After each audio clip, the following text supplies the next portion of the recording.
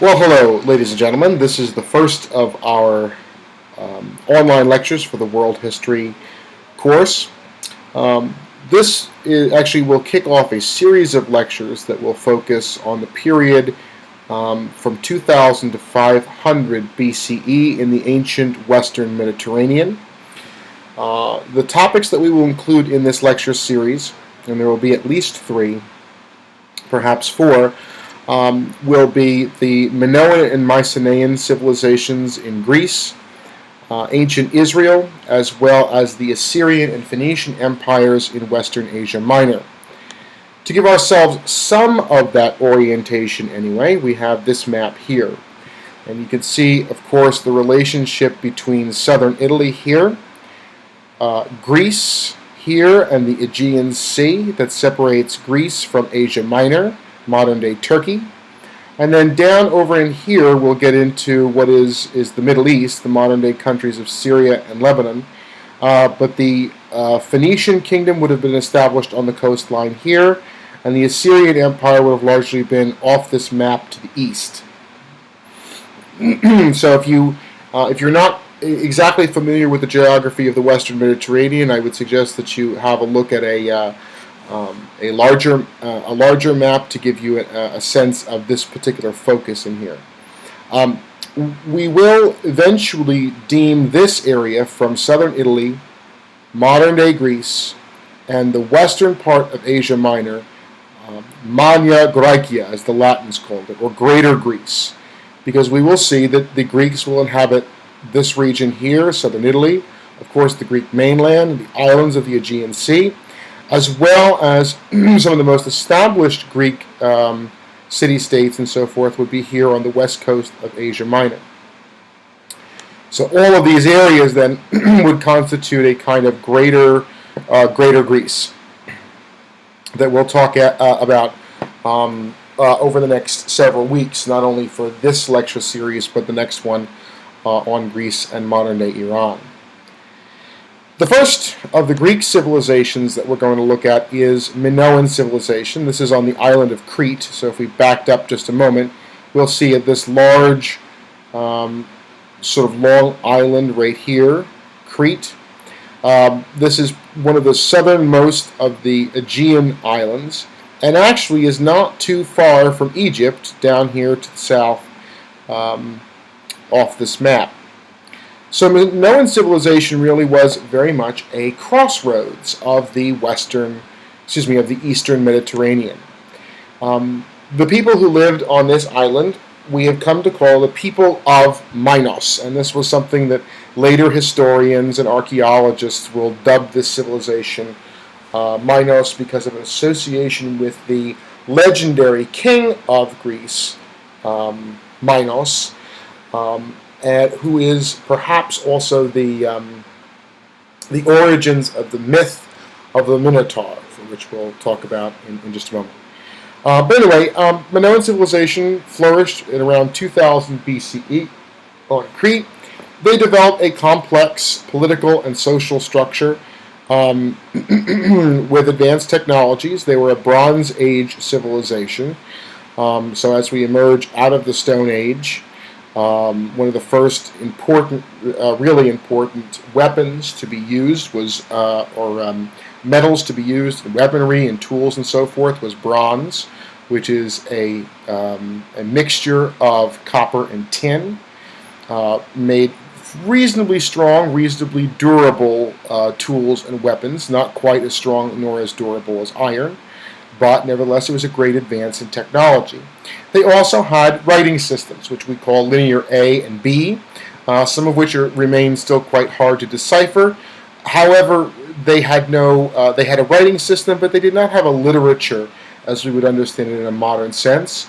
Their language and their writing was largely used to record palace inventories, scrolls or records that were kept from granary inventories and so forth. So it's not great literature, but it is an important step in writing, and was one of the first written languages, to stand in for what we would call Greek. However, that eventually the Greeks would replace that written language with another written language that we call, that they borrowed from the Phoenician civilization, which we'll talk about in a later lecture. As I mentioned a moment ago, archaeologists named this civilization from the king Minos, from the or from the Minotaur myth that you'll, I'm sure, be learning about in your English classes. The Minos myth focuses on a half man, half beast, half bull monster that lived in a maze. Well, one of the reasons why archaeologists dubbed this Minoan is because there is a very maze-like palace complex at the capital city of the Minoans, and so some have suggested that perhaps that maze-like palace was one of the reasons why that was one of the origins of the myth. Their position in the Eastern Mediterranean and archaeological influences from Egypt and Syria can be seen on the map, and so they will be, like other Greek civilizations, a great seafaring people that will establish contacts as far away as the Phoenicians and Assyrians. Certainly Asia Minor is in their back door, Italy, and also as far away as Egypt.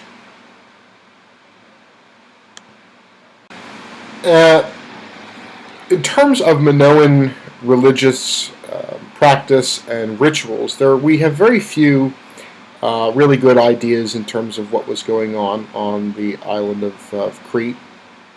Very few images of rulers remain. However, we do have a number of religious statues, a handful of frescoes, particularly from late Minoan civilization. But we do have images like this, the snake goddess, for most likely a work of fertility art. Right. So this is one of those sorts of things that a good art history class would go into greater detail about, but it does give us an indication of what types of religious observance or what kind of deities, gods and goddesses the Minoans would have worshipped.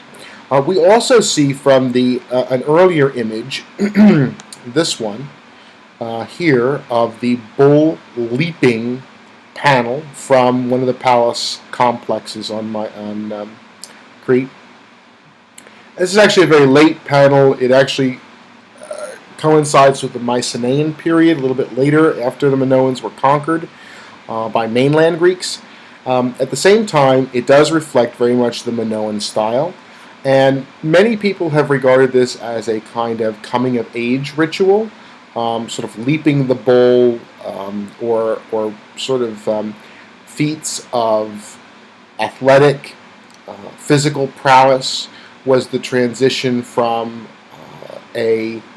from man to, or from boy to man, so that these might have been done in those types of kind of camaraderie type rituals and so forth. We'll talk about one later on that's sort of similar to that in late medieval and early modern Europe, called the Charivari. All right. So both of these, we don't quite know for sure what all of these particular images were used for, but nevertheless we do think that there is a strong religious connection to them. Here's an interior of the reconstruction of the palace at Knossos. One of the things that you should actually notice here from an architectural standpoint, these columns are actually, they taper downward, which is basically an inversion of what we'll see in later Greek architecture, where the column will be slightly wider at the base and will taper upwards. But it's an interesting aspect of it, probably borrowed very much from Egypt. So that particular style denotes, again, the Minoans' trade contacts with the Eastern Mediterranean. Historians aren't certain what happened to Minoan civilization. There could have been a devastating volcanic eruption that is recorded from around the time period 1300 to 1450 BCE. But most likely there was interference from very ambitious seafaring traders from the north, from the mainland, the Mycenaeans, because certainly by 1350 we start to see Minoan presence on the island of Crete. And it's a little bit too coincidental that one civilization should collapse and so soon another one establish a presence there. So it is likely that the Mycenaean Greeks conquered the Minoans. So then we'll turn our attention now to Mycenae.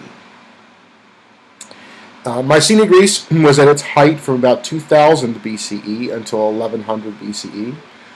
This is also Bronze Age Greece, and it is the Greece that we most often associate with the age of heroes, of myth, of the Trojan War, for instance, and Agamemnon, who was the high king of all the Greeks, Odysseus, who was one of his followers and was himself the king of Ithaca, an island off of the mainland. It is the warrior Greeks that would be depicted on later surviving Greek pottery. Right? So that's really what we get from Mycenae. It is, we know very precious little about it, but for all indications are that it was retained. What happened during this period was retained in historical memory, but that historical memory was then translated into tales of long ago. And the historical fact became shrouded in a kind of mythology. Okay? So it's very hard for us to then separate myth from history. And here we see the Great Lion Gate.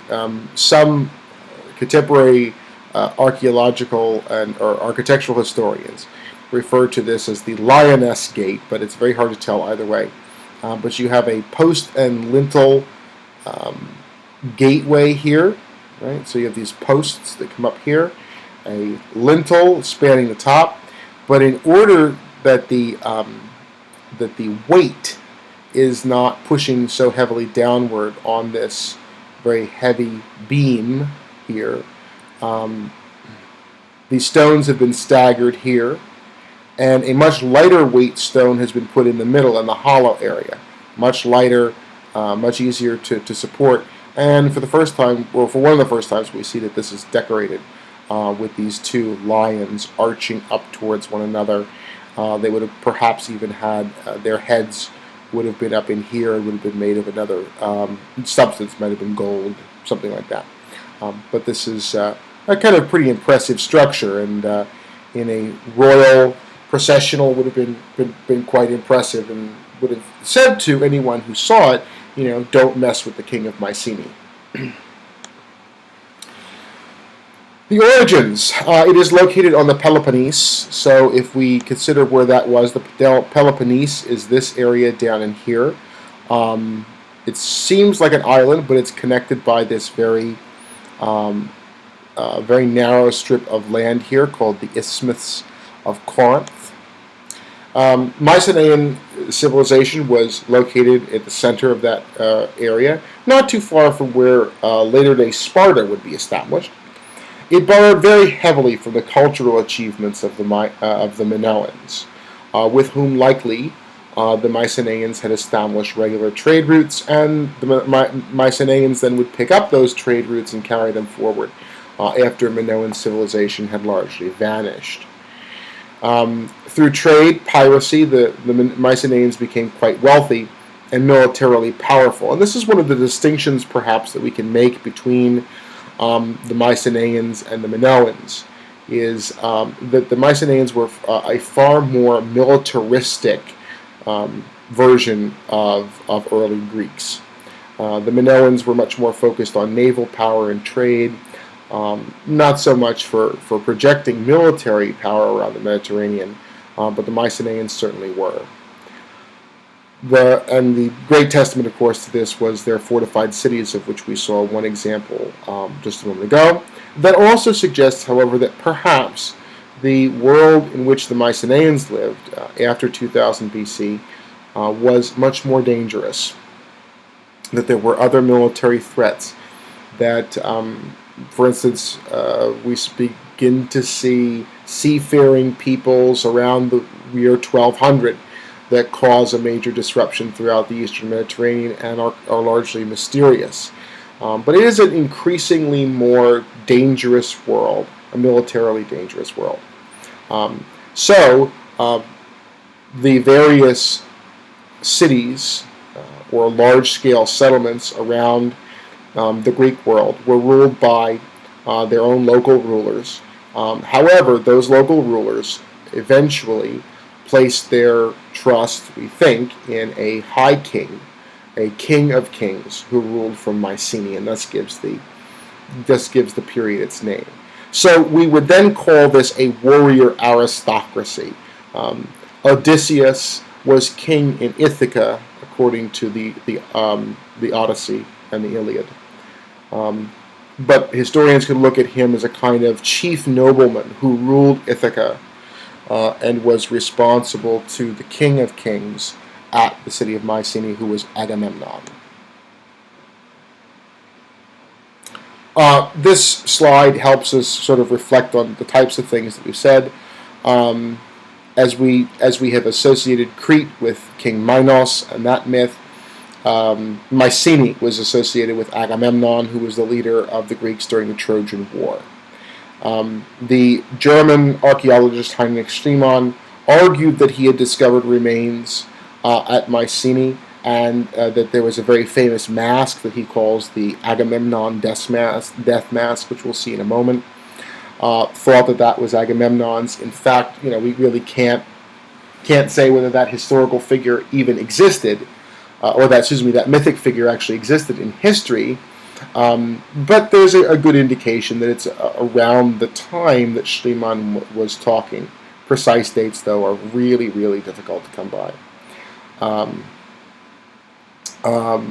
We find that the dates of what most folks consider, what modern archaeologists consider to be the Trojan War, however, don't coincide particularly with the age of the Mycenaean kings. So it is a difficult area to ascertain any exact dating and therefore to make any really concrete conclusions, which is frustrating. Okay. And here are some remains from Mycenae that were unearthed at the end of the 19th and beginning of the 20th century.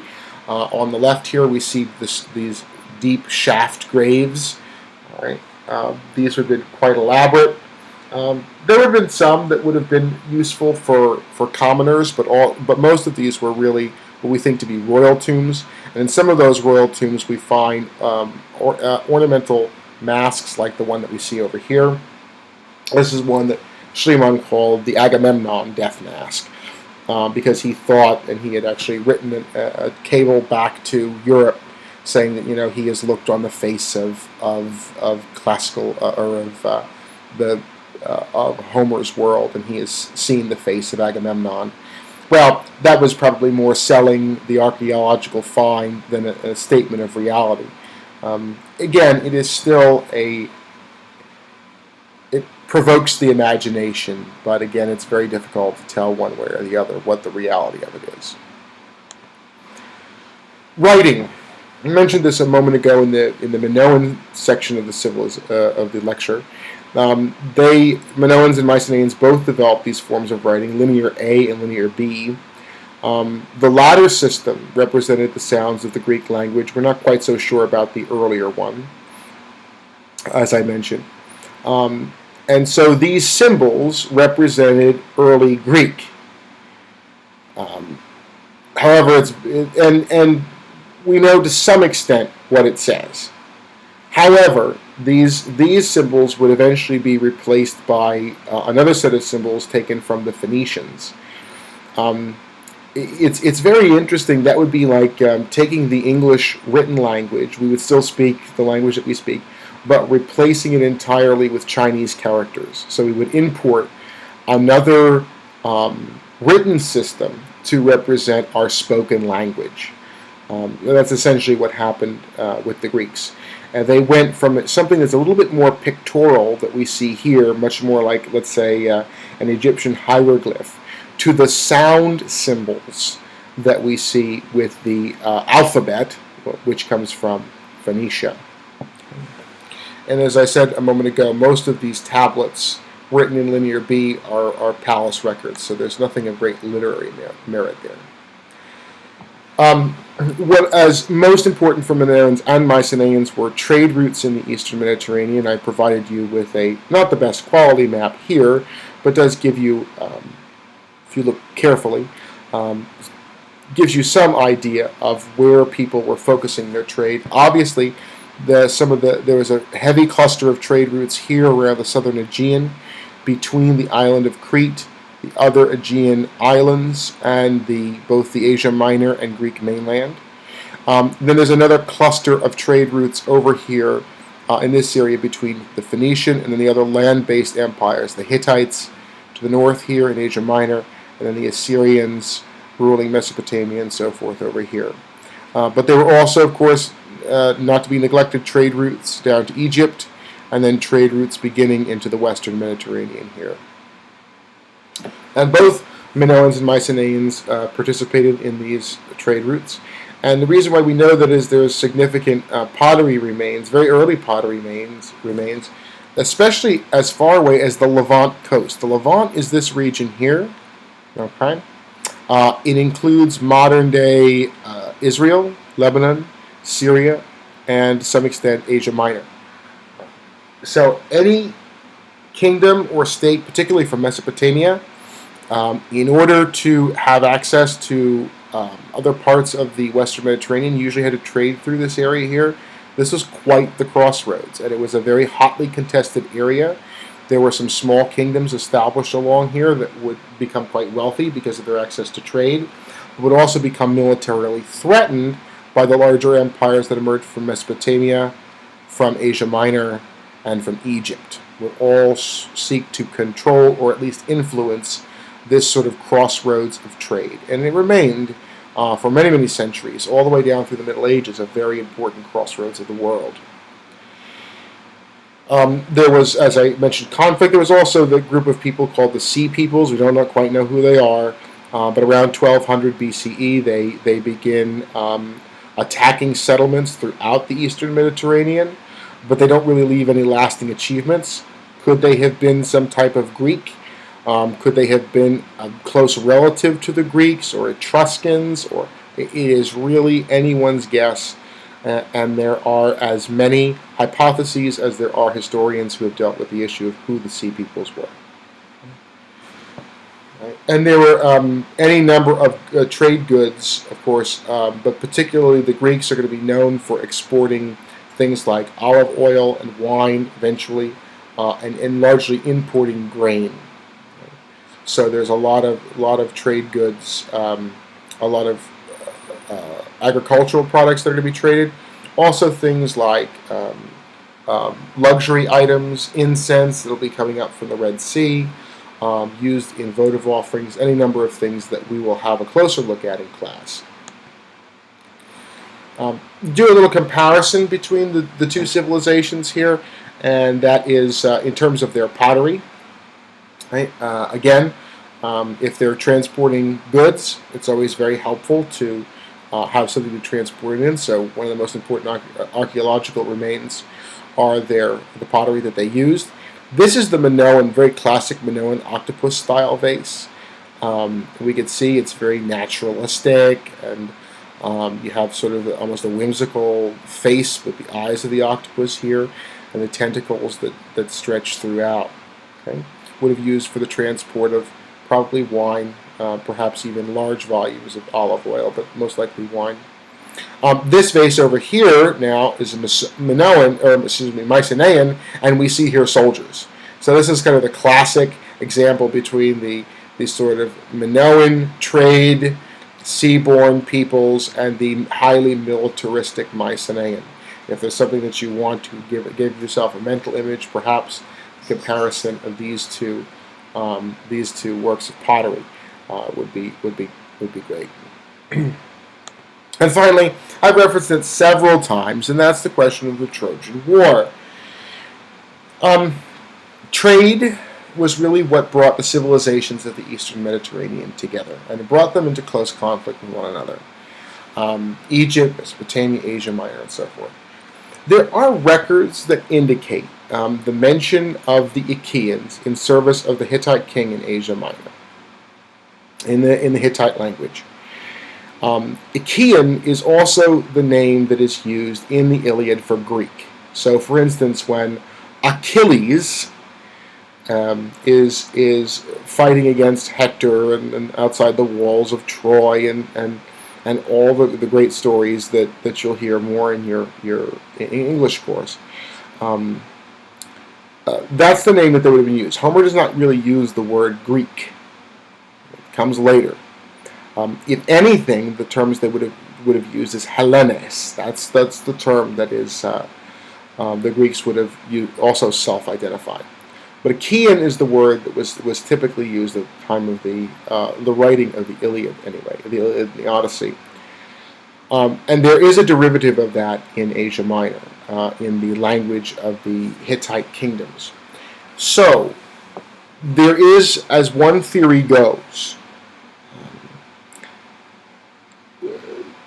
that the Greeks were actually not in direct conflict with Troy, but Troy was actually a renegade Hittite city-state that a local Hittite king wished to bring more closely back into his empire.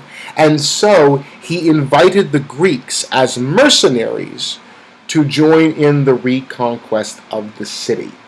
Okay? Now that's very different from the story that Homer tells. That the Greeks were used as mercenaries, and there's increasing evidence. Robin Lane Fox, who's a leading classical scholar, and is very interested in this, wrote a book several years ago, Traveling Heroes, in which he was looking at the extent to which the Greeks were fighting and trading and traveling around the Eastern Mediterranean. He also advances this theory that historians have been kicking around, that the Greeks at the Trojan War were really mercenaries for another local king from Asia Minor wishing to take over Troy. Regardless,